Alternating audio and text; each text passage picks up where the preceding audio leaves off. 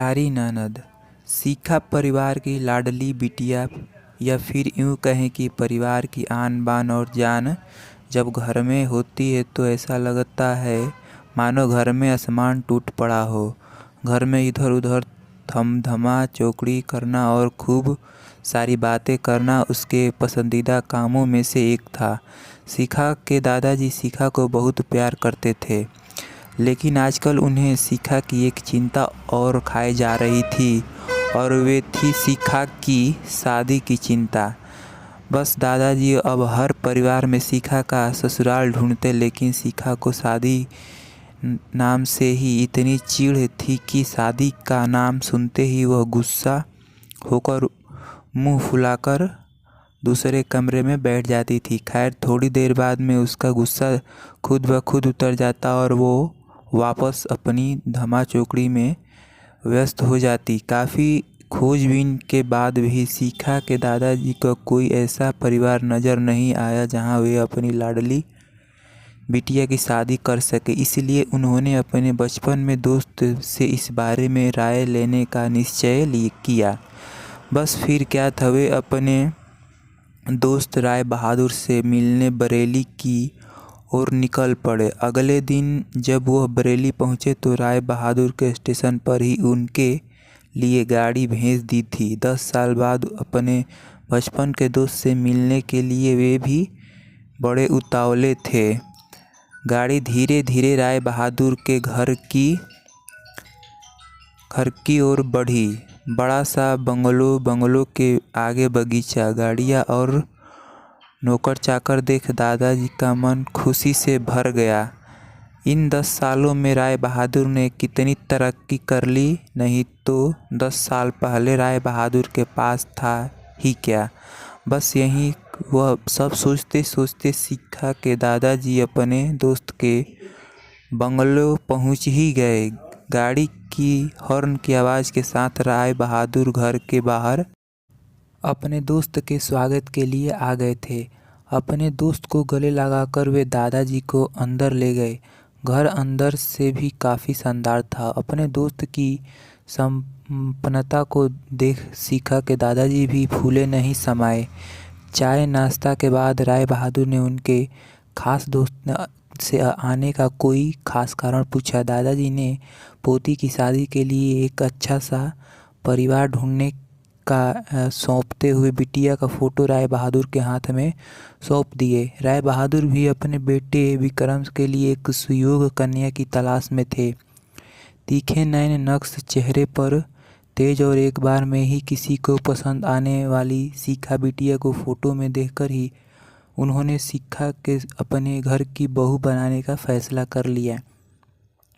राय बहादुर इतना सोच ही रहे थे कि इतने में उनका बेटा विक्रम आ गया। विक्रम ने दादाजी के पैर छुए और हालचाल पूछने के बाद ऑफिस की ओर निकल गया।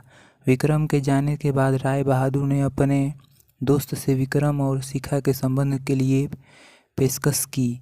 शिखा के दादाजी को लगा जैसे राय बहादुर ने उनके मुंह की बात छीन ली हो। खैर, प्रसन्नता से विदा लेकर अपने घर आने का कहकर दादाजी अपने घर की ओर निकल गए। विक्रम को शिखा बहुत पसंद थी, लेकिन विक्रम की माँ विक्रम की शादी अपने से भी बड़े घर में करना चाहती थी। लेकिन विक्रम के मानने पर वह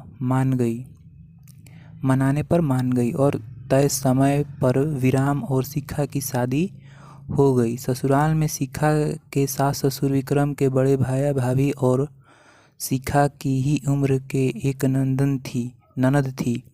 रागिनी अपनी सादगी और सबका अच्छे से ख्याल रखने के कारण शिखा ने घर में सबको दिलों में जगह बना ली, लेकिन अपनी तमन्ना कोशिशों के बावजूद अपनी सासू माँ का प्यार पाने में असफल रही। वह शिखा के हर काम में कुछ न कुछ गलती निकाल ही देती थी।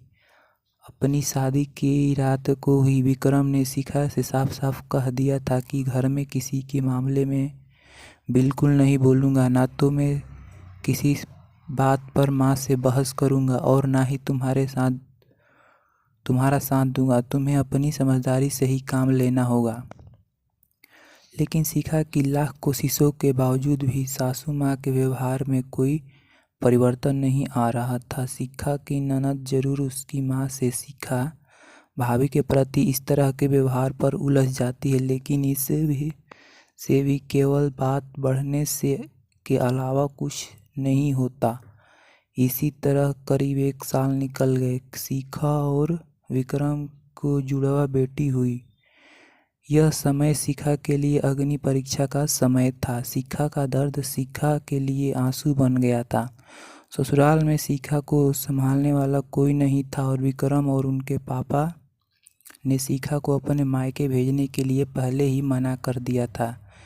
एक दिन रागिनी कॉलेज से आई तो उसके सभी को कॉलेज को सालाना कार्यक्रम में आने के लिए कहा और यह भी कहा कि कॉलेज में उसकी भी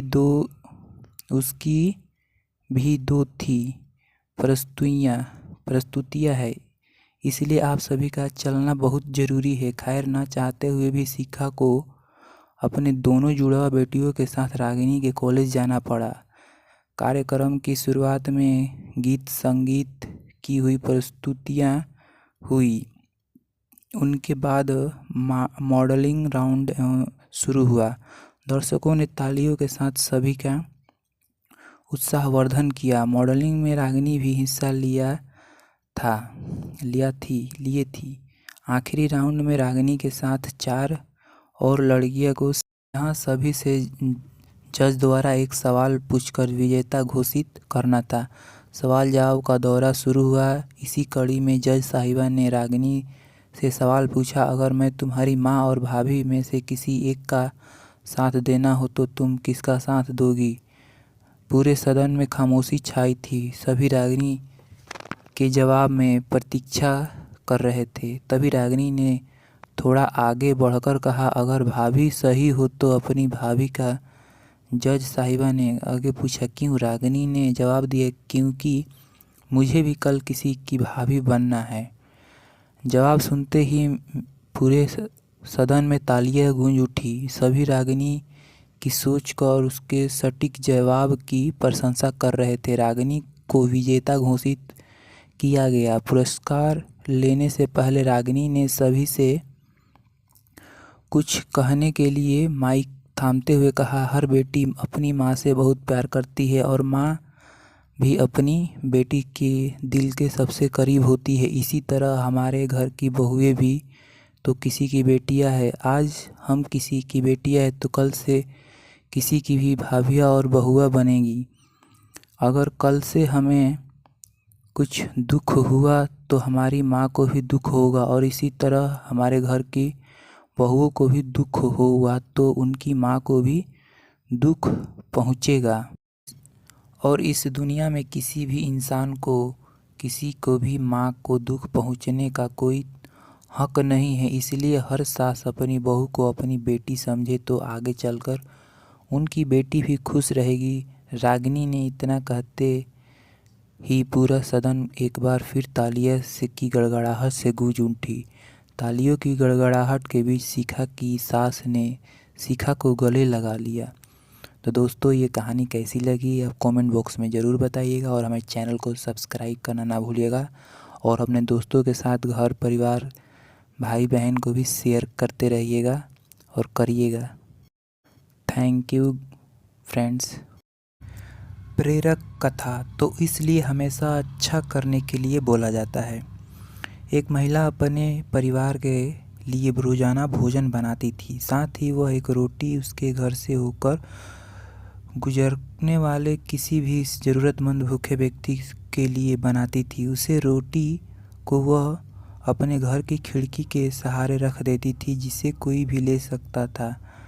एक कुबड़ा भिखारी रोज़ उस रोटी को उठा ले जाता था और धन्यवाद देने के बजाय आगे बढ़ता हुआ कुछ इस तरह बड़बड़ाता, जो तुम बुरा करोगे वह तुम्हारे साथ रहेगा और जो तुम अच्छा करोगे वह तुम तक लौट के आएगा। दिन बीतते गए, ये सब इसी तरह चलता रहा। रोज़ कुबड़ा भिखारी आता, रोटी ले जाता, उन्हीं शब्दों को बड़बड़ाता आगे निकल जाता। उस भिखारी की इस हरकत से महिला को अब गुस्सा आने लगा था। वह मन ही मन भिखारी को कोसने लगी, कितनी निर्लज है, रोज रोटी ले जाता है लेकिन आज तक एक शब्द धन्यवाद का नहीं बोला, उल्टा पता नहीं क्या बड़बड़ाता हुआ चला जाता है, न जाने क्या मतलब होगा इसका। एक दिन कुबड़े भिखारी के बड़बड़ाने से क्रोधित होकर महिला ने निर्णय लिया कि कुछ भी करके अब इस भिखारी को पीछा छुड़ाकर रहूंगी। अगले ही दिन उस महिला ने रोज की तरह खिड़की पर रखने के लिए जो रोटी बनाई उसमें जहर मिला दिया। अब बारी थी उस रोटी को खिड़की के सहारे रखने की, लेकिन जैसे ही महिला ने जहर मिली वो रोटी खिड़की पर रखने की कोशिश की, तभी उसके हाथ कांपने लगे और अंदर से एक आवाज़ आई, हे ईश्वर, ये मैं क्या करने जा रही हूँ। उसने तुरंत वह रोटी चूल्हे की आग में जला दी और दोबारा एक ताज़ा रोटी बनाकर खिड़की के सहारे रख भी दी। हमेशा की तरह वह भिखारी आया और रोटी लेकर उन्हीं शब्दों, जो तुम बुरा करोगे वह तुम्हारे साथ रहेगा और जो तुम अच्छा करोगे वह तुम तक लौट के आएगा, को बड़बड़ाता हुआ आगे चला गया। महिला का बेटा भी था जो अपने उज्जवल भविष्य के लिए शहर से बाहर गया हुआ था। महीनों से उसका कुछ आता पता तक नहीं था। जब भी वह महिला रोटी बनाकर खिड़की पर रखती तो अपने पुत्र की सलामती और जल्दी घर वापस आने की प्रार्थना ईश्वर से जरूर करती थी। ठीक उसी शाम महिला के घर के दरवाजे पर किसी की दस्तक होती है। दरवाज़ा खोलने पर वह महिला सन्न रह जाती है। महीनों से जिस बेटे का कोई पता ठिकाना नहीं था, आज वही बेटा कटे फटे कपड़ों में भूखा प्यासा उसके सामने खड़ा था। जैसे ही उसने अपनी माँ को देखा, उसने कहा, यह एक चमत्कार है कि मैं आज आपके सामने खड़ा हूँ। घर की ओर आते हुए मुझे 2 दिन बीत गए थे। रास्ते में भूख के कारण मेरी हालत बिगड़ती जा रही थी और आज जब मैं घर से उसी कुछ मील दूर था तो मैं भूख के मारे गिर पड़ा। लेकिन तभी एक कुबड़े व्यक्ति की नज़र मुझ पर पड़ी और उसने मेरा सिर अपनी गोद में उठा लिया। भूख के मारे मेरे प्राण निकले जा रहे थे। मैंने उससे खाने को कुछ मांगा। उसने अपनी झोली में हाथ डाला और एक रोटी मुझे यह कहते हुए दे दी कि हर रोज़ मैं यही खाता हूँ, लेकिन आज तुम्हें इसकी ज़्यादा ज़रूरत है, सो ये लो और अपनी भूख को तृप्त करो। जैसे ही माँ ने अपने बेटे की यह बात सुनी, माँ के चेहरे का रंग उड़ गया। उसके मन में ही वही सुबह की घटना घूमने लगी कि कैसे उसने उस कुबड़े के लिए रोटी में जहर मिलाया था। अगर उसने वह रोटी चूल्हे की आग में जलाकर नष्ट की होती और वही रोटी उसका बेटा खा लेता तो आज इसका परिणाम होता बेटे की मौत। अब वह महिला उस कुबड़े भिखारी के शब्दों को मतलब बिल्कुल स्पष्ट समझ चुकी थी। जो तुम बुरा करोगे वह तुम्हारे साथ रहेगा और जो तुम अच्छा करोगे तुम तक लौट के आएगा। और आगे भी ये कहानी आपको सुनाता हूँ। सीख, जीवन में हमेशा अच्छा करने की कोशिश करो, फिर चाहे जो थोड़ा कष्ट ही क्यों न उठाना पड़े तो विचलित न होना। तो इसलिए हमेशा अच्छा करने के लिए बोला जाता है। और हाँ दोस्तों, ये कहानी से आपको क्या सीख मिलती है हमें भी बताइएगा कमेंट बॉक्स में और हमारे चैनल को सब्सक्राइब करना ना भूलिएगा। Thank you.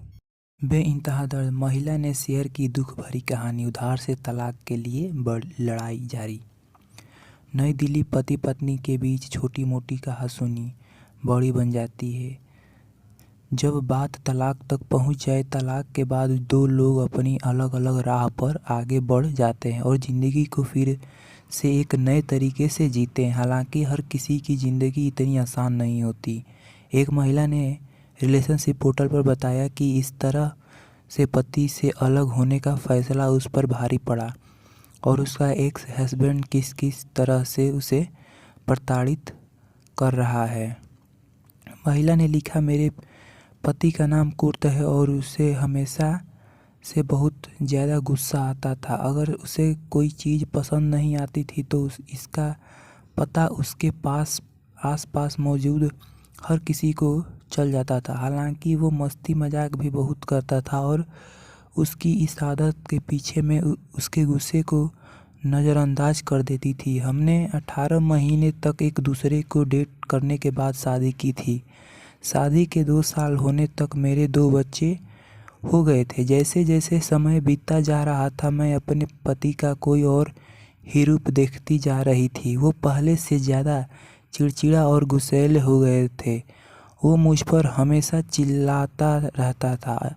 ऑफिस में कुर्त का जल्द ही प्रमोशन हो गया और उस पर काम का बोझ बढ़ गया था। वो बहुत ज़्यादा व्यस्त रहने लगा और घर पर भी बहुत कम समय देता था। बच्चों पर तो उसका बिल्कुल भी ध्यान नहीं था। घर के सारे काम से लेकर बच्चों की पूरी परवरिश में अकेले ही करती थी। जब भी मैं इसके बारे में कुर्त के से बात करती तो वो मेरा मजाक उड़ाता था या फिर वह मुझ पर चिल्लाता। कभी कभी वह कहता था कि मैं और कर भी क्या सकती हूँ, अगर तलाक देना चाहती हो तो वो भी करके देख लो।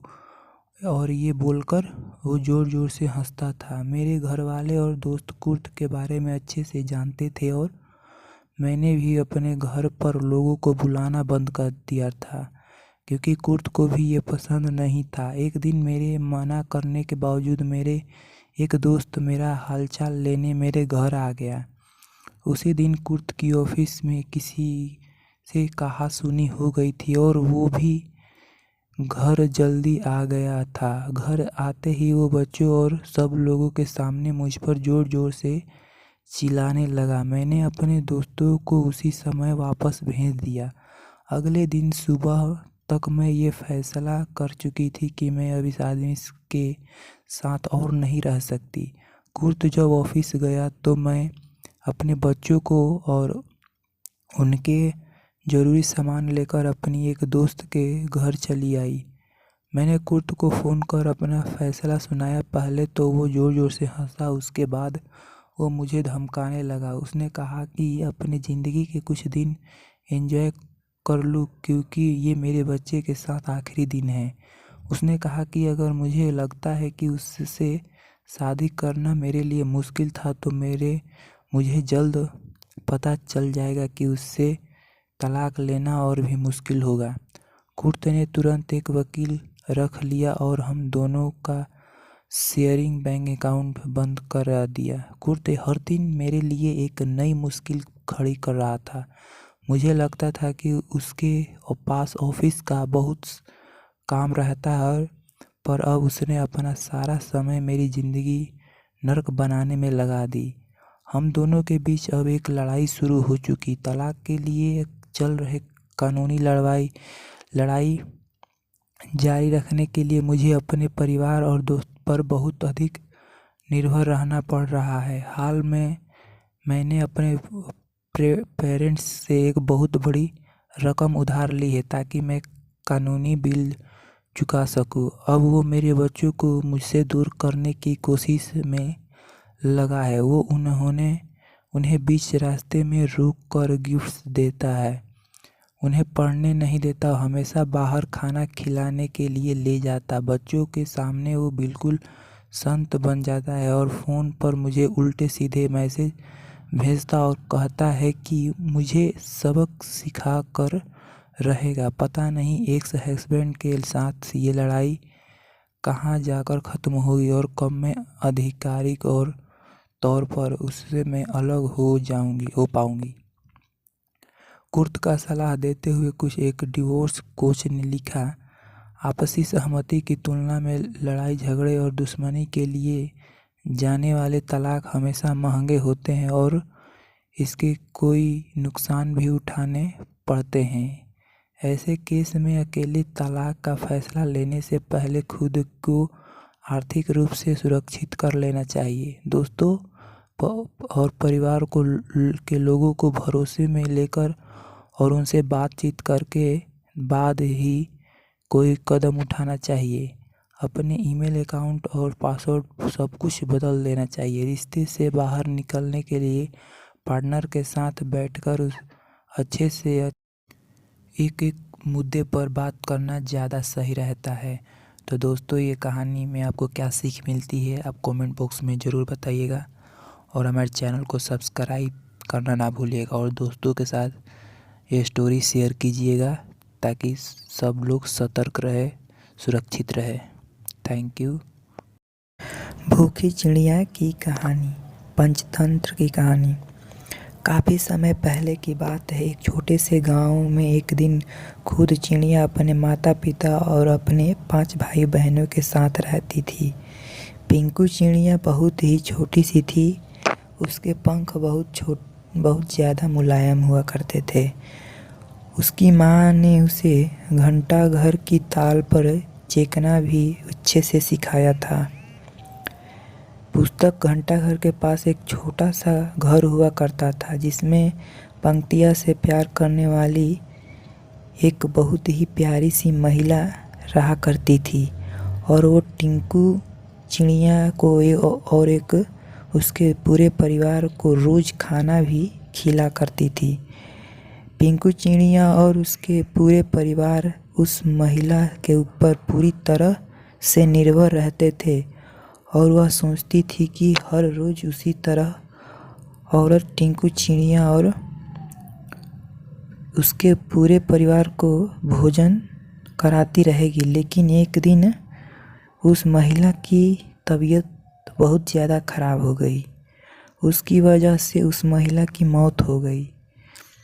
जब उस महिला की मौत हो गई थी तब टिंकू चिड़िया और उसके परिवार वाले एक पास बिल्कुल भी खाना नहीं था और वह लोग खाना जुटाने के लिए कुछ कर भी नहीं पाते। एक दिन भूख से तड़प कर टिंकू चिड़िया अपने पिता से कहती है कि मुझे खाना खाना है। तो उसके पिता ने गिरोह का शिकार करने का फैसला लिया। बहुत समय लगा, उसके बाद भी टिंकू जिया और उसके पिता को सिर्फ 3 चीज़ें मिली जो कि उसके परिवार के लिए काफ़ी ज़्यादा कम थे।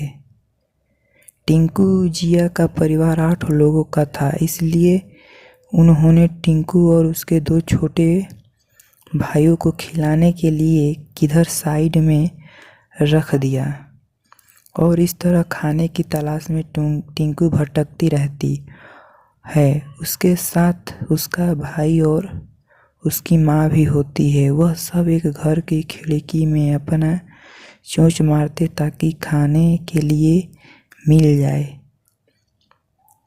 लेकिन वहाँ पर उन लोगों को खाने में कुछ नहीं मिलता और जाखड़ के मालिक ने उन पर राख फेंक देते हैं जिससे तीनों भूरे रंग के हो जाते हैं। और उस तरफ काफ़ी खोलने के बाद पिंकू के पिता को एक ऐसी जगह मिल जाती है जहाँ पर काफ़ी समय में कीड़े मकोड़े होते हैं। उनकी कई दिन और खाने का इंतज़ाम बहुत ही आसानी से हो चुका होता है। वह बहुत ज़्यादा खुश घर पहुँचते हैं तो वहाँ कोई भी नहीं मिलता है। वह परेशान हो जाते हैं। तभी वहाँ पर पिंकू चिड़िया और उसका भाई और उसके साथ उसकी माँ वापस घर लौटते हैं तो पिता ने उन्हें पहचान नहीं पाते क्योंकि उन सभी के शरीर के ऊपर राख होता है और गुस्से में 3 को चिड़िया के पिता सबको वहाँ से भगा देते हैं।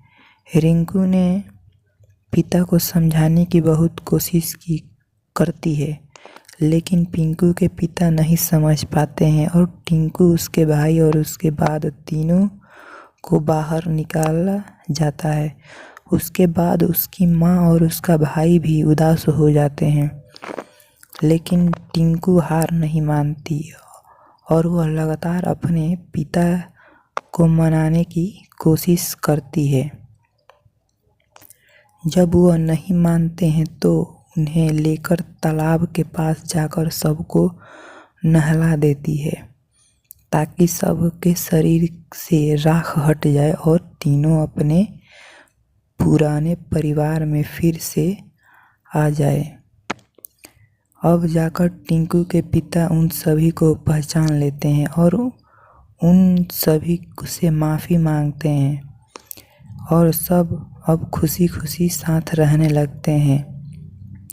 और अब तो उनके पास खाना भी आ जाता है, खाने की कोई कमी नहीं रहती है। कहानी की सीख क्या है? दोस्तों, भूखी चिड़िया की कहानी बहुत ही प्यारी कहानी थी।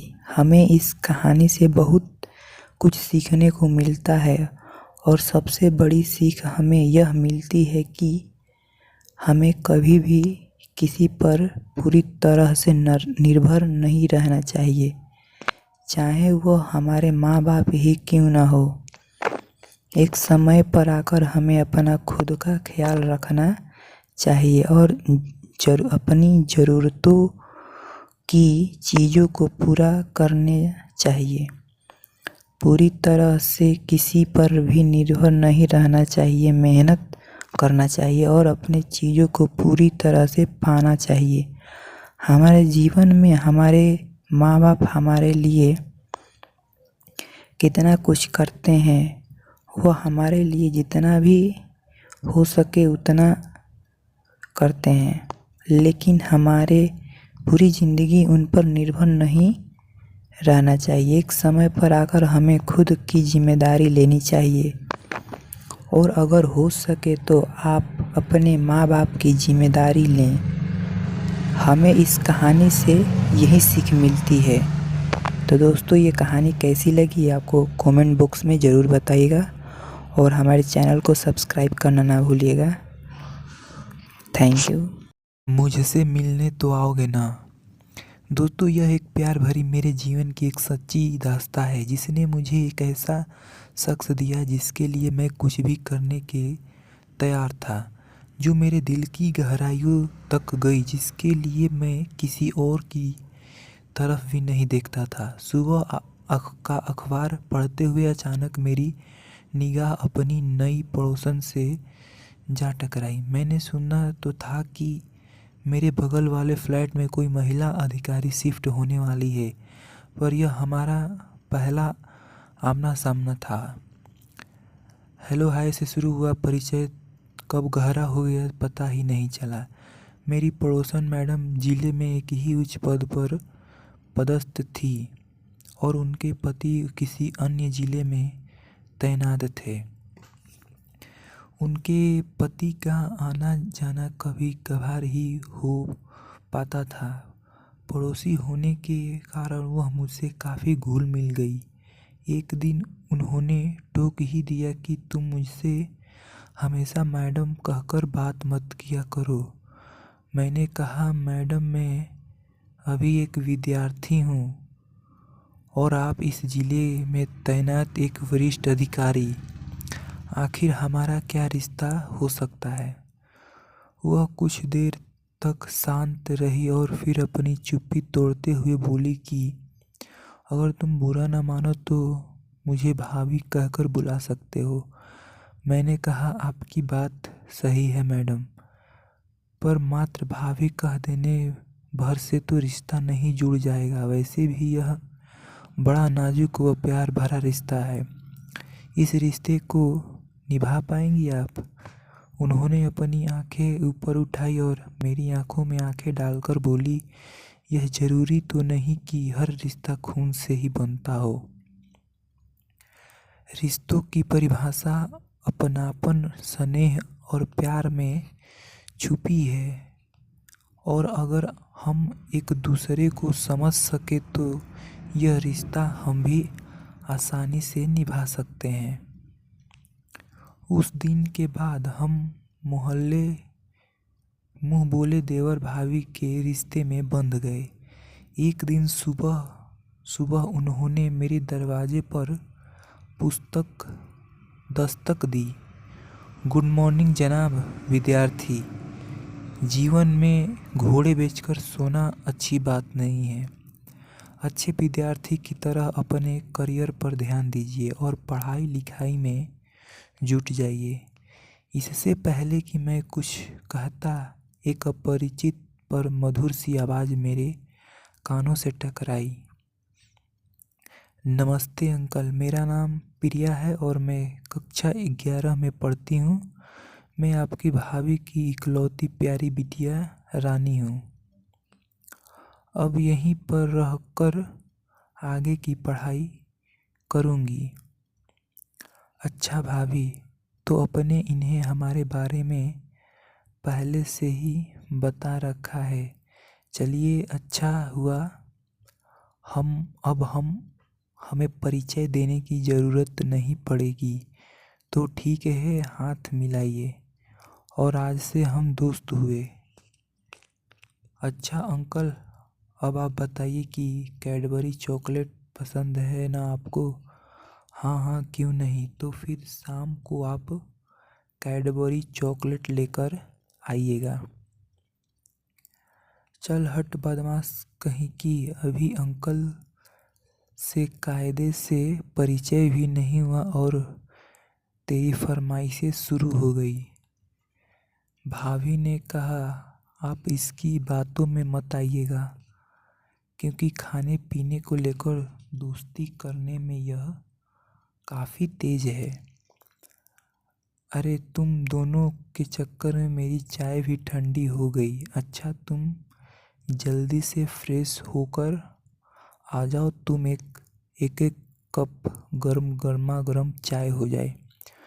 वक्त के साथ प्रिया मुझसे काफ़ी घुल मिल गई। वह मेरे खाने से लेकर बाहर जाने तक का हिसाब किताब रखती थी।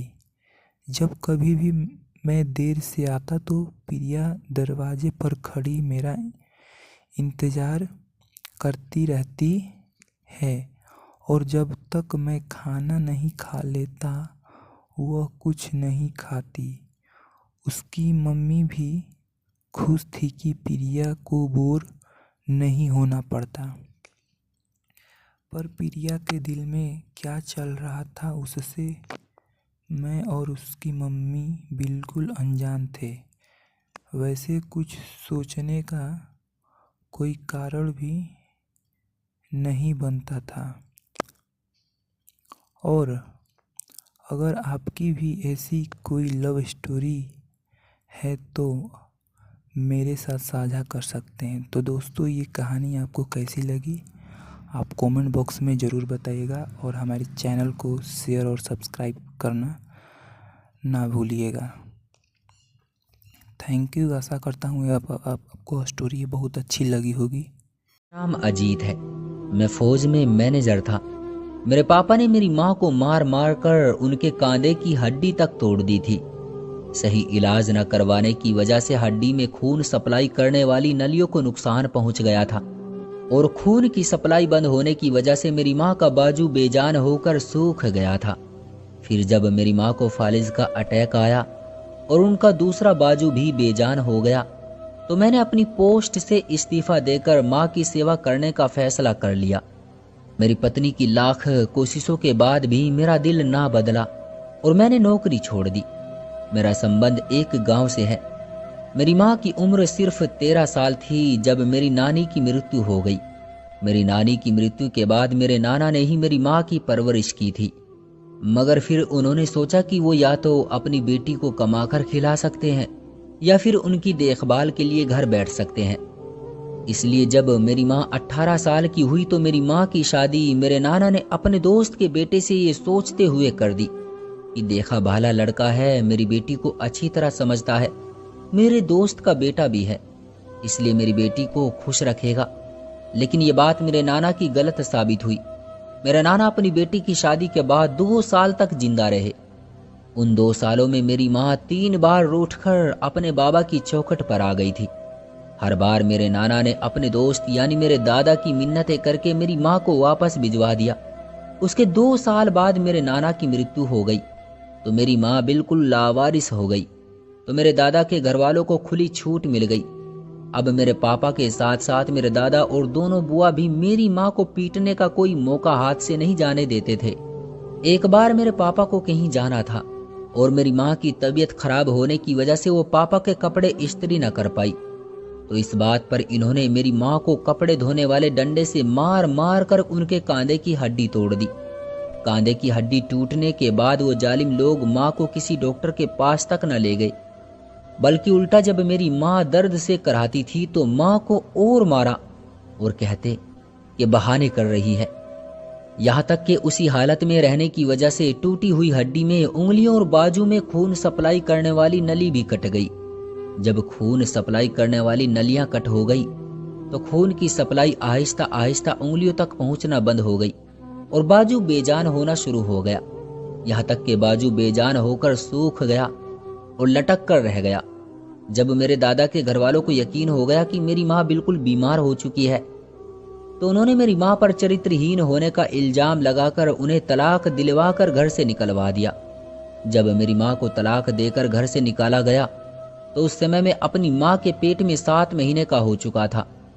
2 महीने तक मेरी माँ को गांव की दाई ने अपने घर में रखा और 2 महीने बाद जब मेरी पैदाइश हुई तो मेरे दादा के घर वालों को खतरा हो गया कि कहीं मैं उनकी जायदाद न हड़प लूं।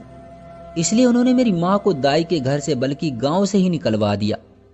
गांव से निकाले जाने के बाद मेरी माँ के पास और कोई ठिकाना नहीं था, इसलिए मेरी माँ मुझे कपड़े की एक गांठ में लपेटकर, कभी दांतों से पकड़कर तो कभी कांधे से लटकाकर अपने गांव तक पहुंची। और पहली रात मेरी माँ ने मुझे लेकर एक दुकान के नीचे गुजारी। सारी रात मेरी माँ मुझे गोद में रखकर जागती रही ताकि कोई कुत्ता मुझे चबा न डाले। समय गुजरता रहा। पहले पहले तो मेरी माँ फ्रूट वाली रेडियो के आसपास पड़ा गंदा फ्रूट उठाकर अपना पेट भरती थी। उन्हें सिर्फ अपने पेट की ही फिक्र नहीं थी, बल्कि उन्हें मेरी भी चिंता थी। वे गंदी फ्रूट खाकर जब दूध बन जाता तो मुझे दूध पिलाती और मेरा पेट भरती। जब मेरी माँ को बाजार में रहते हुए कुछ साल गुजर गए तो वहां के सब दुकानदार मेरी माँ पर भरोसा करने लगे। यूं उन्हें दुकानों में सफाई करने का काम मिल गया। तो वहां दुकानों में जब काम करती तो मुझे उठाकर अपने पीछे झोली में डालकर पीछे लटकाने के बाद एक हाथ से सफाई करती थी।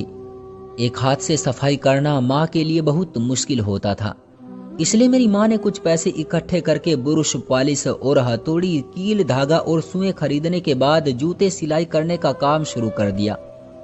मेरी माँ मुझे गोद में लेटाकर एक हाथ और पैर की मदद से जूते सिलाई करती थी। कुछ अच्छे लोग तरस खाकर मेरी माँ को उनके काम से ज्यादा पैसे दे जाते थे, जबकि कुछ बदतमीज लड़के जानबूझकर पास वाली नाली में जूता गंदा करके मेरी माँ को पॉलिश करने के लिए देते थे और फिर मेरी माँ उस जूते को कपड़े की मदद से साफ करती थी। तो फिर वो मेरी माँ की बेबसी पर हंसते थे। खैर, समय गुजरता रहा। मैं स्कूल जाने की उम्र को पहुंचा तो मेरी माँ ने कुछ अच्छे लोगों की मदद से एक कागज पर दस्तखत करके वो कागज मेरे पापा के पास भिजवा दिया। उस कागज पर लिखा था कि मेरा बेटा बड़ा होकर कभी भी अपने बाप की जायदाद में से हिस्सा नहीं मांगेगा। कुछ दिन गुजर जाने के बाद मेरी माँ ने मेरा एडमिशन एक स्कूल में करवा दिया। मेरे टीचर को जब मेरे हालात का पता चला तो मुझे और मेरी माँ को बाजार से उठाकर अपने घर ले आए। उन्होंने हमें एक अलग कमरा दे दिया और फिर उन्होंने हमारा सारा खर्चा अपने सर ले लिया। बदले में मेरी माँ ने मेरे टीचर के मना करने के बावजूद भी उनके घर के कामकाज की जिम्मेदारी उठा ली। मैं हर समय पढ़ता रहता था और फिर मेरे टीचर ने मेरे लिए आर्मी में बतौर 2nd लेफ्टिनेंट अप्लाई किया और मैं सिलेक्ट हो गया और मेरी गिनती टॉप 10 कैंडिडेट्स में हो गई। मैंने कोर्स कंप्लीट कर लिया और मेरी शादी टीचर ने अपनी बेटी से करवा दी। जब मैं बतौर कैप्टन इंटेलिजेंस के एक मिशन पर था तो हार्ट अटैक से मेरे टीचर यानी मेरे ससुर जी की मृत्यु हो गई। तो मैं उनके अंतिम संस्कार में शामिल ना हो सका और मिशन पूरा करने के बाद मैं पूरा हफ्ता पूरा दिन बैठकर उनके अंतिम संस्कार पर न जाने की वजह से पछताता रहता था। जब दिल का गम हल्का हो गया तो मैंने वापस ड्यूटी ज्वाइन कर ली मैं अपने पूरे बेंच में अकेला ऑफिसर था जो जासूस बनकर दुश्मन का पता लगाता और फिर अपनी टीम तैयार करके दुश्मन को हरा देता था। एक बार मैं एक मिशन पर था जब मुझे पता चला कि मेरी माँ को फालिज का अटैक आ गया। मैंने अपने सीनियर्स, बैचमेट्स, यहाँ तक कि अपने टीम के रोकने के बावजूद भी इस्तीफा दे दिया और अपनी माँ की सेवा में बिजी हो गया। मुझे याद है मेरे दोस्त मयंक ने मुझे कहा था कि इस फैसले के बाद तुम बहुत पछताओगे। मेरी पत्नी ने मुझे कसम भी दी थी कि वो मेरी माँ की सेवा में कोई कसर नहीं छोड़ेगी, मगर तुम अपनी जॉब मत छोड़ना। मगर मेरा दिल नहीं माना। मेरे दिल में कहीं ना कहीं ये बात आती रहती थी कि मेरी माँ जो कुछ मुझसे कह सकती है वो मेरी पत्नी से नहीं कह सकती। इसलिए मैंने इस्तीफा दे दिया और खुद अपनी माँ की सेवा करने लगा। मेरी माँ जब तक जिंदा रही मैंने शायद ही कोई रात घर से बाहर गुजारी होगी। मैं 24 में से 18 घंटे माँ के साथ गुजारता था। मैंने छोटा सा गाड़ियों का शोरूम खोला था जिस पर मेरे नौकर बैठते थे। मैं सारा दिन माँ के साथ गुजारता था। ऊपर वाले ने मुझे माँ की सेवा के बदले इतनी दौलत दी कि मेरे पास आज 7 शोरूम हैं। आज हिंदुस्तान में मेरी अपनी इंडस्ट्री है। आज मेरी माँ की मृत्यु हो चुकी है। मेरे बच्चे जवान हो चुके हैं। मेरी बेटी अमेरिका में पढ़ती है। दोनों बेटों ने पढ़ाई पूरी करने के बाद मेरा बिजनेस खुद संभाल रखा है। मेरी औलाद इंतजार करती रहती है कि कब उनके पापा उनको कोई हुक्म दे और वो उस काम को करे। कुछ साल बाद मैं अपनी पत्नी के साथ अमेरिका अपनी बेटी से मिलने गया तो बेटी के कहने पर हम ओल्ड होम चले गए। वहां पर एक हिंदुस्तानी व्यक्ति था जिसकी शक्ल देखते ही मैंने उसे पहचान लिया कि वो मयंक है। मयंक को देखकर मैं हैरान रह गया। हिंदुस्तान में उसका रोब, उसकी शान और शौकत थी जो अब अमेरिका में खत्म हो चुकी है। वो बिल्कुल हड्डियों का ढांचा बन गया था। मेरे लाख याद दिलाने पर भी वो मुझे नहीं पहचान पाया। ओल्ड होम की सिक्योरिटी से पूछने पर पता चला कि उसका बेटा उसे यहाँ छोड़ गया था और उनके मरने के बाद उनका अंतिम संस्कार करने को कह गया था। ओल्ड होम से वापसी पर थककर हम एक होटल पर ठहरे तो मेरी बेटी और पत्नी ने मेरे हाथ पांव दबाने शुरू कर दिए। मैं बेटी को देखकर सोच रहा था कि वाकई जैसा तुम अपने माँ बाप के साथ सुलूक करोगे फिर वैसा ही तुम्हारी औलाद तुम्हारे साथ करेगी। पोती की डायरी। मेरी दादी को थोड़े थोड़े दिन बाद अपने घर में लोगों, जिन्हें आप कवि, लेखक, साहित्यकार कहते हैं, को बुलाकर कविताएं पढ़वाना, उनकी काव्य गोष्ठियाँ खातिर और सम्मान करना और कहानी पाठ करवाने की बुरी लत है। घर में ऐसे करने में उन्हें कोई मना नहीं करता।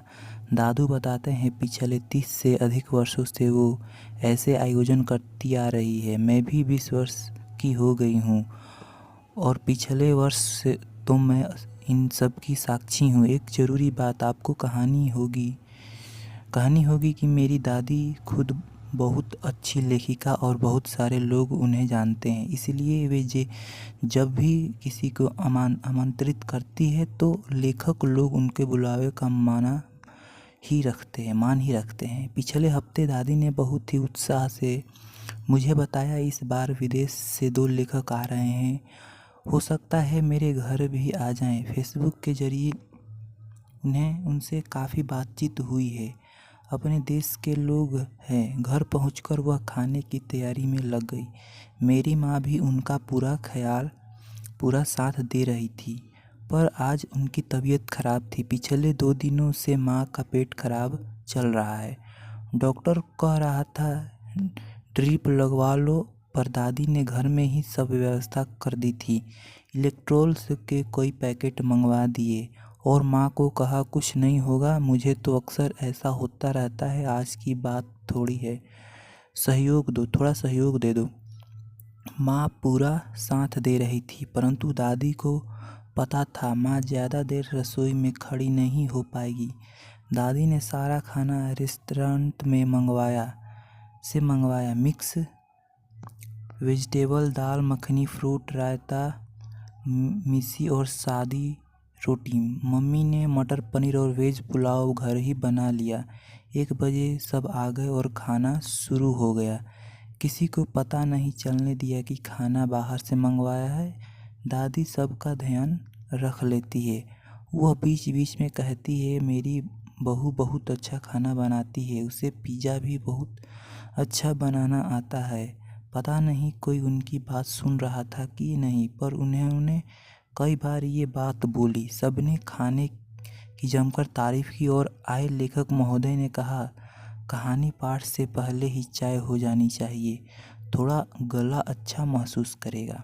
उनके साथ ही लंदन से पधारी एक बहुत ही शालीन स्वभाव राजनीतिज्ञ और लेखिका जिंता साहिब भी थी।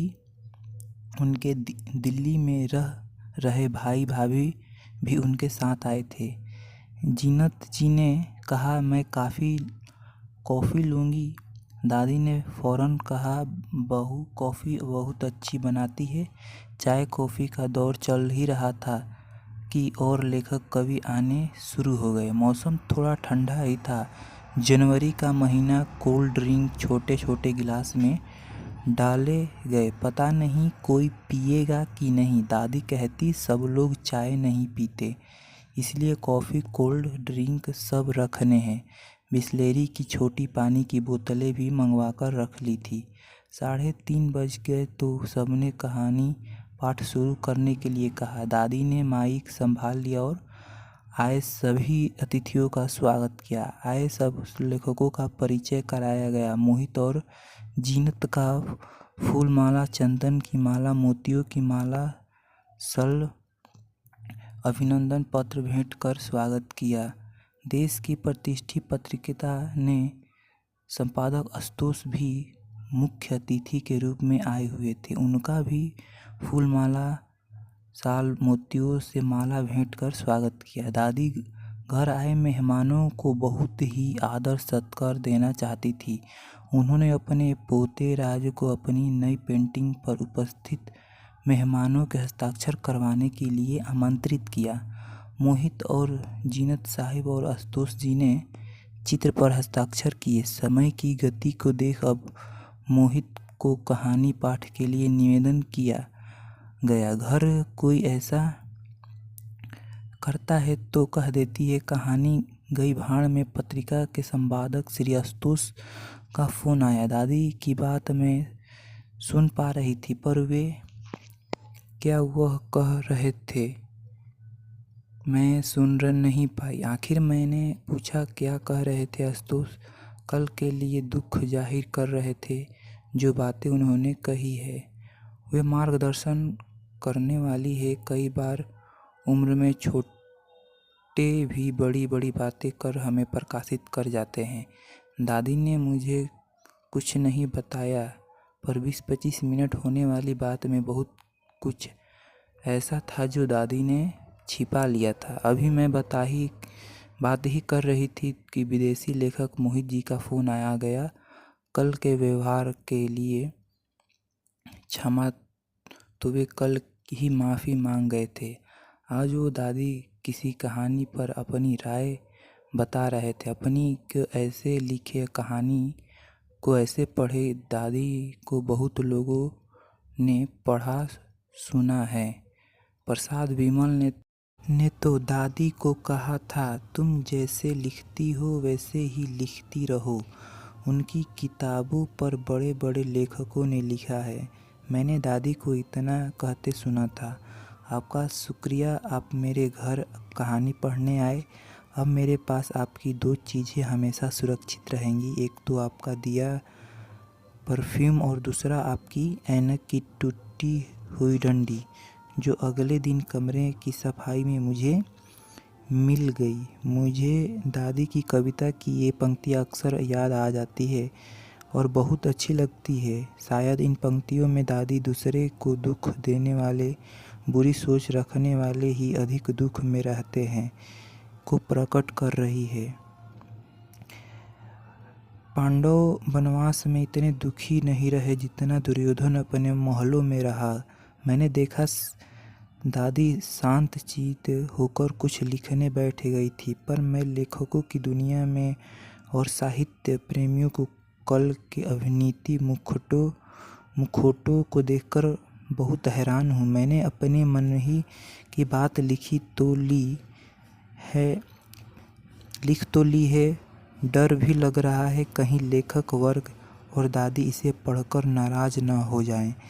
क्या केवल लेखक को ही लिखने का हक है? तो दोस्तों, ये कहानी आपको कैसी लगी कमेंट बॉक्स में ज़रूर बताइएगा और हमारे चैनल को सब्सक्राइब करना ना भूलिएगा और अपने दोस्तों का शेयर ज़रूर कीजिएगा। Thank you. कहानी दर्द न जाने कोई। बरसात के बाद नदी जब अपना पानी समेटती है तो कुछ पानी किनारे के गड्ढों में छोड़ चली जाती है।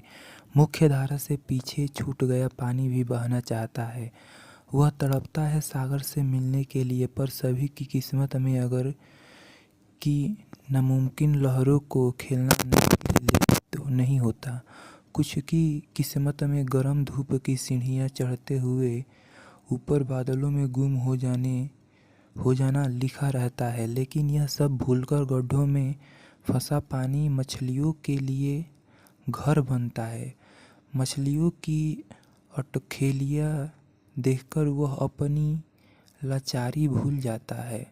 वह इस दर्द को भूल जाता है कि उसके साथ का पानी बहकर आगे जा चुका है। पानी का स्वभाव स्त्री सा होता है, तरल और जीवनदायी। जीवन देने की लालसा में इन स्त्रियों कभी अपने दुख दर्द की परवाह नहीं करती। सुनीता का जीवन भी इन्हीं गड्ढों के पानी की तरह था। मीरपुर गांव में चारों तरफ हरियाली थी। खेतों के पार एक तरफ नदी बहती थी और दूसरी तरफ एक पहाड़ी थी। नदी और पहाड़ी के बीच की समतल भूमि में ताड़ के वृक्ष की बहुलता थी।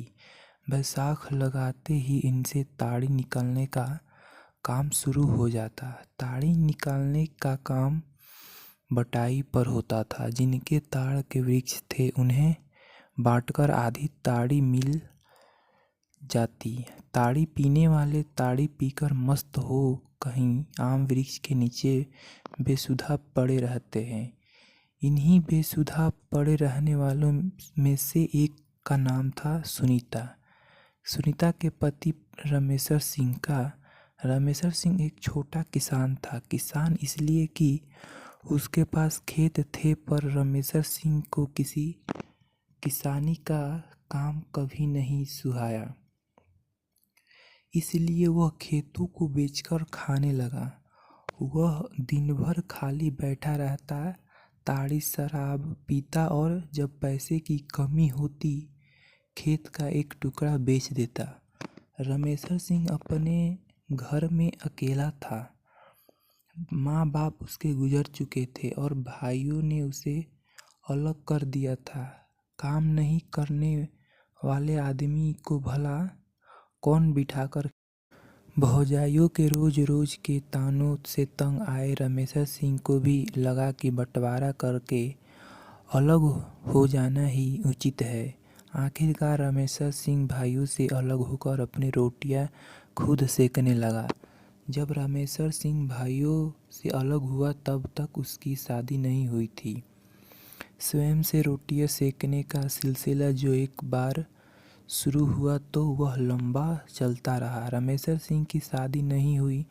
भाइयों ने उसकी शादी करवाने में कोई रुचि नहीं दिखाई।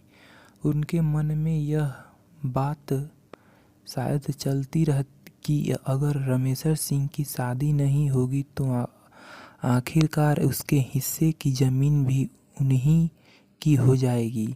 जिस पुरुष की काफ़ी उम्र बीत जाने पर भी शादी नहीं हो तो उसे बंडा कहा जाता है। शादी की उम्र में रमेश्वर सिंह की कब की गुजर चुकी थी। एक गांव में वह बंडों की श्रेणी में आ गया था। लोग पीठ पीछे उसे बंडा कहने लगे थे। रमेश्वर सिंह सुबह में रोटियां सेककर दिन भर खाट पर पड़ा रहता। उसने अपने हिस्से की जमीन को बटाई पर उठा दिया था एवं बांटकर जो मिल जाता उससे गुजारा करता और ज़रूरत होने पर खेत का एक टुकड़ा बेच देता। गर्मी के दिनों में जो लोग ताड़ी उतारने का काम करते थे वहीं लोग महुआ चुआने का भी काम करते। रमेश्वर सिंह की शाम महुआ की मस्ती में गुजरती। एक दिन दारू के झोंक में रोटी सेकते वक्त उसका हाथ बुरी तरह जल गया। उस दिन उसे घर में एक अदद औरत की बड़ी कमी महसूस हुई। अगर औरत होती तो उससे अपना हाथ तो इस तरह नहीं जलाना पड़ता। उसने सोचा। उसी पल उसने निश्चय कर लिया कि वह कहीं से भी एक औरत का जुगाड़ करेगा। वैसे तो वह गाहे बगाहे एक औरत के पास जाया करता था, लेकिन उसके बारे में सोचकर उसका मन खराब हो गया। उसे वह कैसे अपने घर पर लाकर बिठा सकता है। उसके पास तो न जाने कितने लोग जाते हैं। वह तो एक ऐसी औरत लेकर आएगा जो सिर्फ उसकी होगी। भाइयों एवं भाभीयों से तो उसे कोई उम्मीद थी नहीं। रामेश्वर सिंह जिस इलाके का था, उस इलाके में जिनकी शादी नहीं हुई थी, वैसे कई लोग लड़कियों खरीद कर लाए थे और शादी कर ली थी। रामेश्वर सिंह ने निश्चय किया कि वह भी अपने लिए लड़की खरीद कर लाएगा। रामेश्वर सिंह ने इस दिशा में कोशिश शुरू कर दी। उसकी कोशिश रंग लाई और वह एक औरत को खरीदकर लाने में सफल हो गया। लेकिन इस क्रम में उसे अपनी बहुत सारी ज़मीन बेच देनी पड़ी। फिर भी वह खुश था कि उसके घर में कोई रोटी बनाने वाली तो आ गई। वह एक गोरे रंग, तीखे नयन नक्शा वाली खूबसूरत सी औरत थी।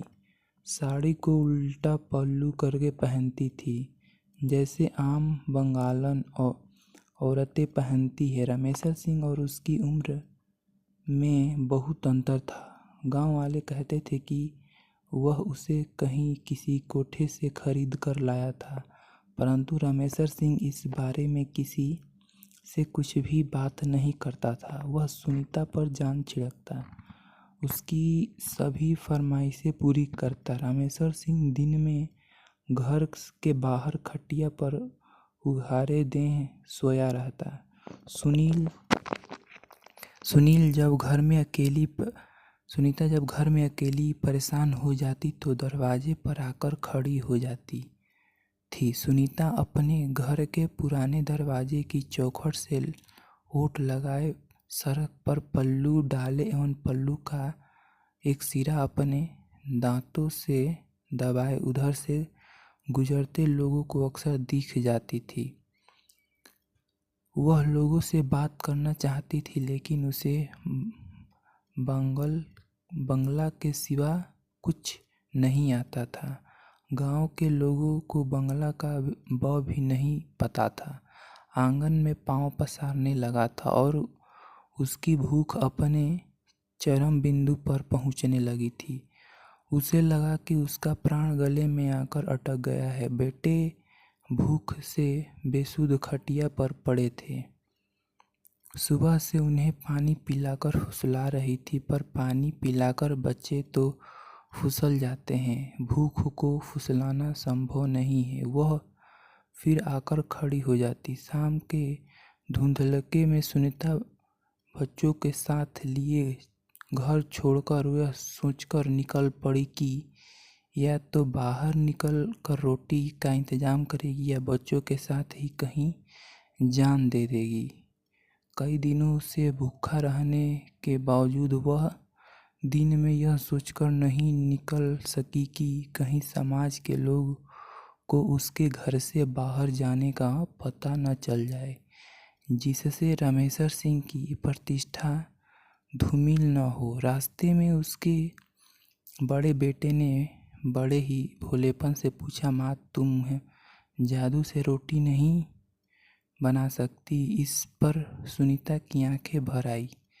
काश बेटे मैं बना पाती। अगर मैं जादू से कुछ बना पाती तो तुम्हें भूखा नहीं रहने देती। मेरे बच्चे, मैं जादू से एक ऐसी दुनिया बनाती जहाँ कोई बच्चा भूखा से न तड़पे।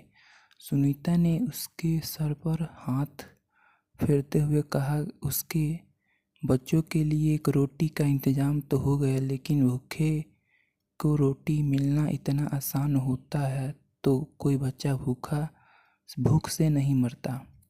अभी होटल वाला निबट ही रहा था कि कमरे में एक आदमी और आकर खड़ा हो गया। वह किसी बस का खलासी था। सुनीता ने अपने आँख के आंसू पोंछे और कपड़े में संभालने लगी। तभी खलासी ने आकर पूछा, फिर से आटे की बोरी ऊपर से पटक दिया, जाती कहाँ है? हम भी हैं। पटक दिया, जाती कहाँ है साली, हम भी हैं। खलासी ने विद्रुप हंसते हंसते हुए कहा, भैया हमको जाने दो, हमारा बच्चा मर जाएगा। सुनीता ने चिल्लाते हुए कोशिश की, लेकिन उसकी आवाज़ गले में ही अटक गई। भैया आपने तो कहा था कि आप रोटी देंगे, आपने जो कहा मैंने किया। भैया अब रोटी दे दो। भैया मेरा बच्चा भूख से मर जाएगा, आपका पैर पकड़ती हूँ। भैया इतना निर्दयी मत बनो। भैया, उसने होटल वाले से दया की भीख मांगते हुए कहा।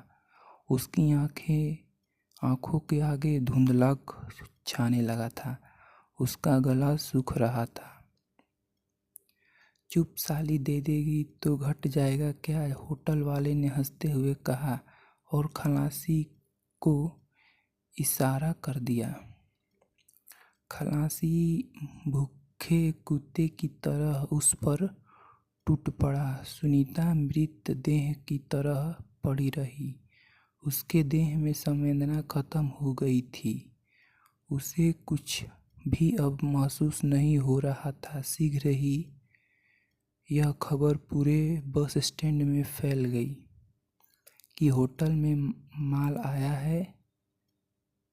आया हुआ है। रात गहराने के साथ बस स्टैंड में रात बिताने वाले ड्राइवर, खलासी और दलाल होटल के उस कमरे में आते रहे और निकलते रहे। कुल मिलकर 15 जानवरों ने उस रात उस लाश के साथ अपनी हवस पूरी की। बाहर 2 निरीह बच्चे भूख से तड़पकर मर गए। तो दोस्तों, ये कहानी कैसी लगी आप कमेंट बॉक्स में ज़रूर बताइएगा और हमारे चैनल को सब्सक्राइब करना ना भूलिएगा। Thank you. दुख में किसी का साथ मत छोड़ना। एक बार एक शिकारी शिकार करने के लिए जंगल में पहुंचा। उसने अपने तीर पर बहुत ही खतरनाक जहर लगाया और शिकार को निशाना बना करके उसने तीर को छोड़ा। लेकिन तीर चूक गया और तीर एक पेड़ पर जा लग गया। वह पेड़ बहुत ही हरा भरा और बहुत सारे तोते उसे पेड़ पर रहते थे। जैसे ही वह जहरीला तीर उस पेड़ पर जाकर लगा, वह पेड़ धीरे धीरे सूखने लगा और उस पेड़ पर जो भी तोते रहते थे वह एक एक करके उस पेड़ को छोड़कर जाने लगे। उस बड़े से पेड़ के कोटर में एक बहुत ही बूढ़ा तोता रहता था, जो बहुत ही धर्मात्मा और अच्छे मन का था। सभी तोते उस पेड़ को छोड़कर जाने लगे थे, लेकिन वह बूढ़ा तोता जाता था, दाना लेकर के आता और उसी कोटर में आ करके बैठ जाता था, परंतु उस पेड़ को छोड़ने को तैयार नहीं था। बूढ़े तोते के साथियों ने कई बार आकर के उसे समझाया कि यह पेड़ सूख रहा है और किसी दिन भी गिर भी जाएगा, चलो किसी और पेड़ पर चलकर रह जाए। परंतु वह बूढ़ा तोता वहाँ से जाने को तैयार नहीं हो रहा था। वह बात के देवराज इंद्र तक पहुँची। उन्हें बताया गया कि एक तोता है, वह जिस पेड़ पर रहता है उस पेड़ पर एक जहरीला तीर लगने के कारण सूखने, गिरने और ख़त्म होने के कगार पर आ पहुंचा है और एक बूढ़ा तोता अभी भी वहीं पर रह रहा है। वह दाना लेकर आता और वहीं पर रहता है, जबकि उस जंगल में बहुत सारे पेड़ हैं, लेकिन वह उसी पेड़ पर रह रहा है। देवराज इंद्र प्रकट हुए और उससे बूढ़े तोते से कहने लगे कि आप बहुत धर्मात्मा हैं, बहुत ही अच्छे मन के हैं, लेकिन आप इस पेड़ को छोड़कर किसी और पेड़ पर चले जाइए, क्योंकि यह पेड़ कुछ ही दिनों में गिर जाएगा।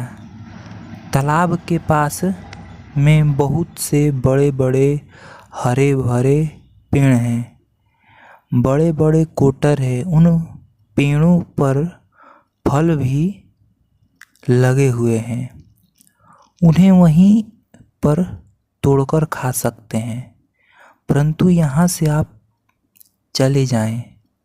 तोता बोला, माफ़ कीजिएगा, इस पेड़ ने मुझे जीवन दिया है, शिकारियों से मेरी रक्षा की है, हर मौसम में मेरे साथ रहा है, ये कोटर मेरा घर है, यहाँ मैं पला बढ़ा हूँ, इस पेड़ को मैं छोड़कर कैसे जा सकता हूँ? इस पर संकट आया है तो क्या मैं इसे छोड़कर चला जाऊँ? मैं ऐसा कभी नहीं कर सकता। देवराज इंद्र तोते के इस बात से बहुत ही प्रसन्न हुए। उन्होंने तोते से कहा, मैं आपके इस बात से बहुत ही खुश हूँ, मांगो जो आपको मांगना हो।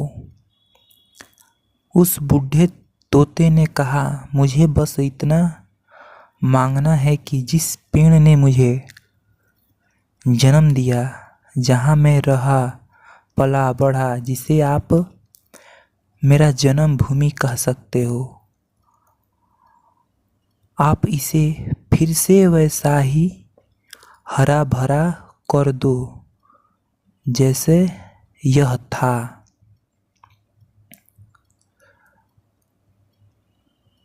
देवराज इंद्र ने अमृत से उस पेड़ को सींच दिया और पहले की तरह हरा भरा कर दिया। अब वापस उस पेड़ पर आकर के बाकी तोते रहने लगे। वह बूढ़ा तोता कुछ समय तक और जिंदा रहा, फिर उसकी मृत्यु हो गई और वह स्वर्ग में चला गया। यह कहानी से हमें सीख यही है कि सिखाती है कि जब भी किसी इंसान का बुरा दौर आता है तो इमोशनली वह टूटा हुआ होता है, उसे किसी के सहारे की ज़रूरत होती है, किसी की आवश्यकता होती है।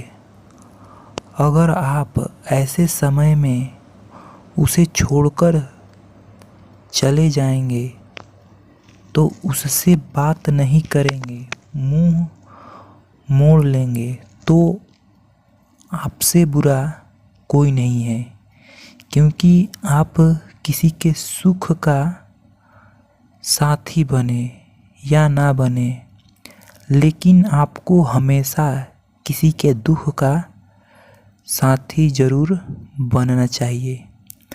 तो दोस्तों, ये कहानी आपको कैसी लगी कमेंट बॉक्स में ज़रूर बताइएगा और हमारे चैनल को सब्सक्राइब ज़रूर कीजिएगा। Thank you. एलोन मस्क की सफलता की कहानी। अकेला चना भाड़ नहीं फोड़ सकता, पर अकेला बंदा पहाड़ तोड़ सकता। एक बंदा अमेरिका से रूस गया पुरानी मिसाइल्स के खोखे खरीदने, ताकि उनसे कुछ ऐसा बना सके जो आज तक कोई नहीं बना पाया था।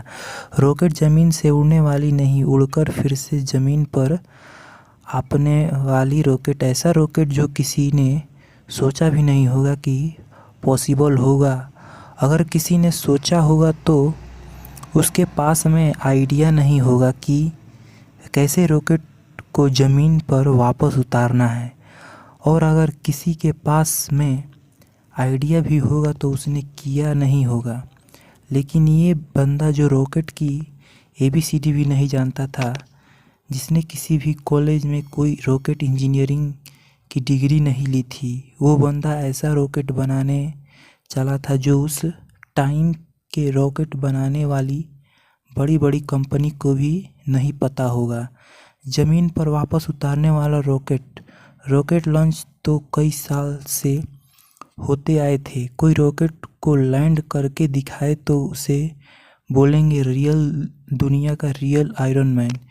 इस बंदे से रूस वालों ने ज़रूरत से ज़्यादा पैसे मांगे। यहाँ तक कि वह कहा जाता है कि रूस में जो इस बंदे की मीटिंग हुई थी, वहाँ की कमेटी के साथ में उस मीटिंग में उस बंदे का बहुत मजाक उड़ाया गया था। यहाँ तक कि ये भी कहा जाता है कि उसके मुंह पर थूका भी गया था और इनको कहा गया कि तेरी पास पैसे तो है नहीं और आ गया मिसाइल खरीदने। ये बंदा बिना डील पूरी किए वापस अपने कंट्री आ गया। उसी दिन से किताब उठा ली इस सवाल से के जवाब में कि मैं क्यों नहीं बना सकता रॉकेट में ऐसा रॉकेट बनाऊंगा जो कि बहुत कम खर्चे में अंतरिक्ष में जा सके, और उसके बाद ऐसा रॉकेट बनाऊंगा जो लॉन्च के साथ साथ ज़मीन पर वापस भी लैंड कर सके। बंदे ने एक के बाद एक किताबें पढ़ डाली और शुरू कर दिया अपना पहला प्रोजेक्ट। सन 2006 पहले लॉन्च के 37 सेकेंड के अंदर ही लॉन्च के बाद रॉकेट वापस ज़मीन पर आ गिर गया, और ये गिरना ऐसा था कि उस रॉकेट में टुकड़े टुकड़े हो गए। प्रोजेक्ट फेल हो गया। बंदा 4 साल से इसे पर काम कर रहा था। 2002 से उसने काम शुरू किया था। 2006 में उसका पहला प्रोजेक्ट फेल हो गया। पैसे का बहुत नुकसान हो गया। बंदा ने फिर सवाल ढूंढने की कोशिश की, यार कहाँ कमी रह गई, रॉकेट लॉन्च क्यों नहीं हो गया। 1 साल बाद फिर से रॉकेट लॉन्च किया, फिर से वही हुआ, मिशन फेल, रॉकेट क्रैश, पैसों का भी भारी नुकसान। फिर 1 साल बाद तीसरी कोशिश की और फिर वही हुआ, मिशन फेल, रॉकेट क्रैश, पैसों का भारी नुकसान। एक के बाद एक करके उसे 3 प्रोजेक्ट फेल हो गए। अब इस बंदे के पास ना बड़ी मुश्किल से सिर्फ एक रॉकेट के जितने पैसे बचे थे, या उतने भी नहीं बचे थे कह लो। इतने अच्छे अच्छे इंजीनियर थे ना इस बंदे के पास, वो सब इन्हें छोड़कर वापस चले गए। लेकिन इस बंदे में इतना जुनून था, इतना होमवर्क इसने कर दिया था कि इसने सोचा कि एक बार और ट्राई करते हैं। लेकिन इसके पास में इतने पैसे नहीं थे कि ये अच्छे इंजीनियर को हायर कर सके, और ये घटिया इंजीनियरिंग को रखना नहीं चाह रहा था। तो उसने डेड किया कि जब मैंने इतनी पढ़ाई कर रखी है तो क्यों ना इसके बाद प्रोजेक्ट का चीफ इंजीनियर मैं ही बन जाऊं। वो बंदा खुद चीफ इंजीनियर था, जिसने रॉकेट साइंस की कोई इंजीनियरिंग डिग्री नहीं ले रखी थी। बड़ी अजीब सी बात थी और बड़ी रिस्की काम था ये, और पैसों का पहले ही भारी नुकसान हो चुका था। लेकिन इस बंदे की हिम्मत का नुकसान कोई नहीं कर पाया। पूरी जान चौथी कोशिश ने लगा दी, और उसके बाद में कुछ ऐसा हुआ ना जानो कि आज तक कोई नहीं कर पाया। पूरी दुनिया ने एक नज़र देखा दुनिया का सबसे कम बजट में उड़ने वाला रॉकेट सफलतापूर्वक लॉन्च हो गया था। साइंस की दुनिया में ऐसा करना पहली बार नहीं हुआ था, लेकिन इसने कम बजट के अंदर किसी रॉकेट को लॉन्च करने पहली बार हुआ था। ऐसा करके दिखाया उस बंदे ने जिसको कोई रॉकेट बनाना नहीं सिखाया। इस बंदे ने की कंपनी को दुनिया स्पेस एक्स के नाम से जानती है और इसके रॉकेट में इतनी जान है न कि नासा ने भी अपनी कई सैटेलाइट स्पेस एक्स के जरिए अंतरिक्ष में भेजती है। जब इस बंदे के 3 फेल लॉन्च के बाद चौथा लॉन्च सफल हुआ न, तो सफल होते ही नासा वालों ने कहा कि मुझे ये तुम्हारा रॉकेट चाहिए, और सक्सेसफुल लॉन्च के बाद में डील पक्की भी हो गई, क्योंकि इसके पहले सैटेलाइट को लॉन्च करने में नासा का बहुत खर्चा हुआ था। लेकिन ये बंदा यहीं पर नहीं रुकने वाला था। बोला कि अब मैं ऐसा रॉकेट बनाऊंगा जिसको बार बार यूज किया जा सके। आमतौर पर क्या होगा कि जब मैं किसी सैटेलाइट को स्पेस में लॉन्च करना होता है तो सैटेलाइट अंतरिक्ष में ले करके जाता है, साथ साथ में उसको कैरी करने वाला रॉकेट भी उसके साथ में चला जाता है। फिर आप उसको दोबारा यूज नहीं कर सकते क्योंकि वो ख़त्म हो जाता है। यूज करने लायक वो बचता ही नहीं है। यानी कि ये बंदा ऐसा रॉकेट बनाना चाहता था जो अंतरिक्ष में जाकर अपना काम करके सुरक्षित ज़मीन पर वापस आ करके लैंड हो जाए, ताकि उस रॉकेट में सिर्फ फ्यूल भरना पड़े और फिर वो वापस स्पेस में जाने के लिए तैयार हो जाए। जब इस बंदे ने 2011 में अनाउंस किया कि मैं लैंड करने वाला रॉकेट बनाना चाहता हूँ, तो काफ़ी लोगों ने इसकी मजाक बनाई। बड़े बड़े लोगों ने कहा कि ये फालतू का काम, क्योंकि यह हवाई जहाज़ तो लैंड कर सकता है लेकिन रॉकेट को लैंड करवाना नामुमकिन है। लेकिन इस बंदे ने के दिमाग में नामुमकिन नाम की कोई चीज़ नहीं थी। इसके दिमाग में केवल जिद थी कि मैं लैंड करने वाला रॉकेट ज़रूर बनाऊंगा, सबको गलत साबित करके बताऊंगा। बंदे ने अगले 4 साल में एक दिन रात एक कर दी। बहुत सारे फेल रॉकेट वेस्ट कर दिए।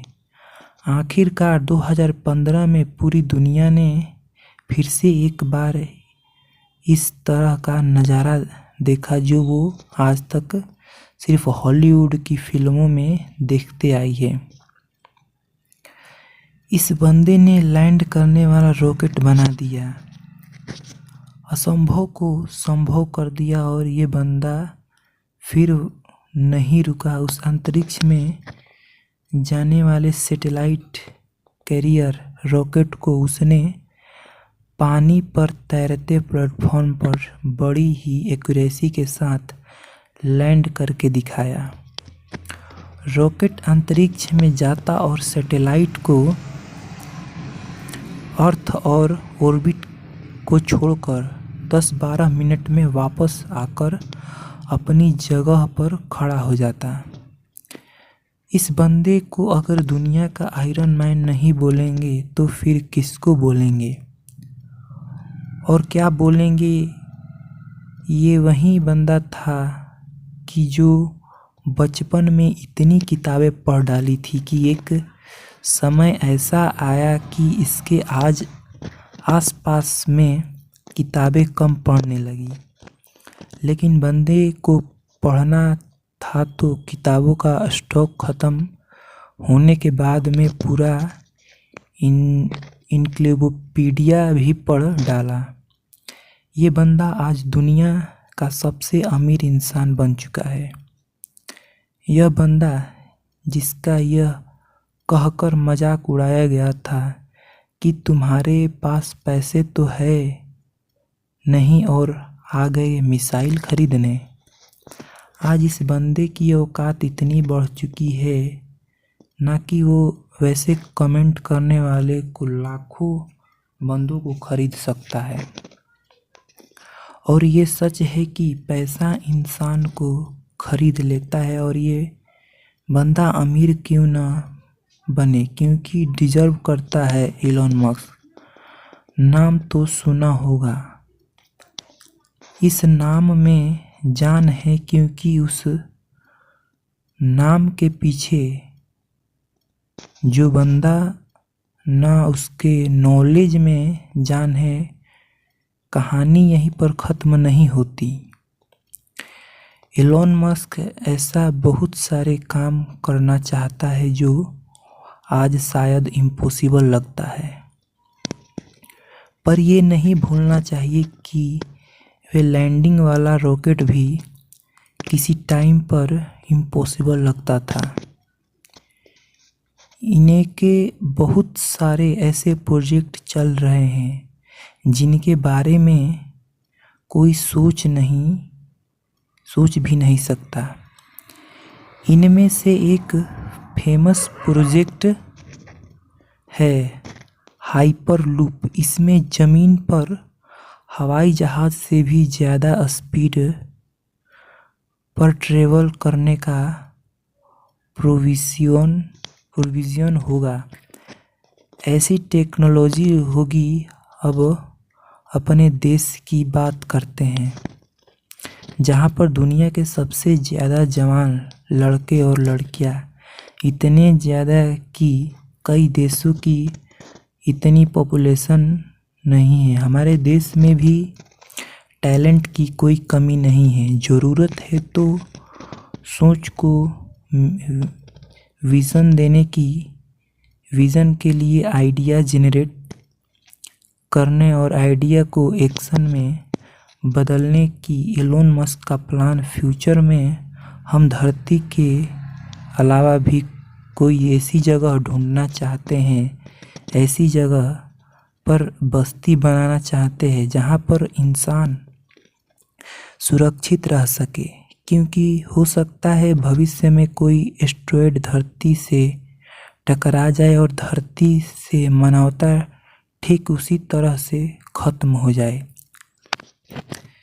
जिस तरह से कई साल पहले डायनासोर धरती से चले गए थे। इसलिए उनके फ्यूचर में के प्रोजेक्ट में एक प्रोजेक्ट ऐसा भी है कि मंगल ग्रह पर इंसानों की बस्ती बनाई जाए। इनका विज़न बड़ा तगड़ा है और ऐसा विज़न हमारे यूथ में होना बहुत ज़रूरी है। अगर ये बंदा कर सकता है ना, तो आप समझ सकते हैं कि इंसान का दिमाग कितना पावरफुल है, इंसान की हिम्मत कितनी पावरफुल है, इंसान की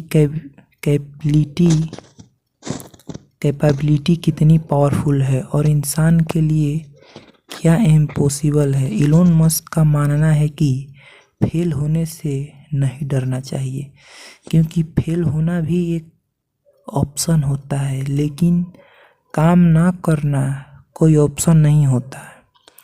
ये खुद मानते हैं कि एक हफ्ते में लगभग 120 घंटे काम करते हैं। अगर 7 से डिवाइड करोगे तो लगभग 17 घंटे आएंगे। एक दिन में निकालकर कितने बंदे तो इतना सोते होंगे। इनका कहना है कि मैं वो काम नहीं करता जो ज़रूरी है, मैं वो काम करता हूँ कि जो मुझे लगता ही है कि करना चाहिए। ये कहते ही अच्छे स्कूल और अच्छे कॉलेजों के जाने से बंदा एजुकेटेड नहीं हो जाता है, क्योंकि मैं कभी भी हार्वर्ड यूनिवर्सिटी में नहीं पढ़ा, फिर भी वहाँ पढ़ चुके कई टैलेंट्स स्टूडेंट और इंजीनियर मेरे अंदर में काम करते हैं। ये इनका कहना है कि एक्स्ट्राऑर्डिनरी बनने का हर इंसान के पास एक मौका होता है।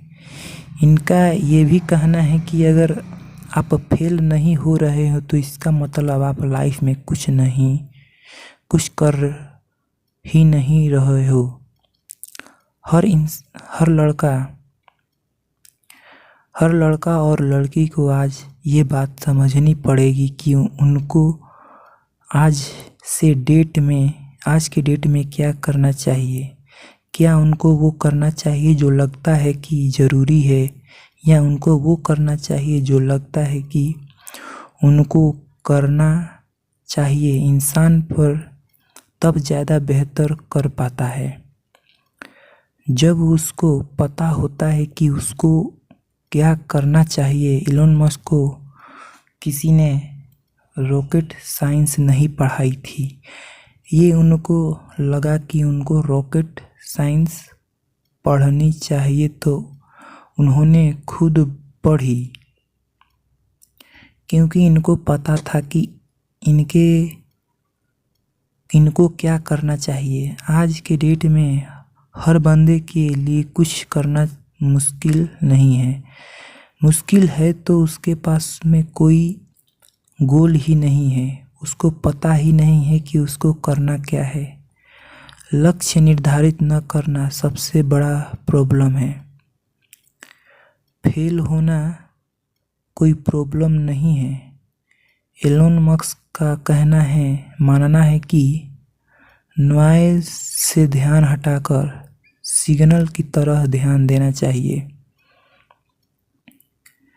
उनका मानना है कि कोई प्रॉब्लम नहीं होती, प्रॉब्लम का सॉल्यूशन ढूंढना एक प्रॉब्लम है।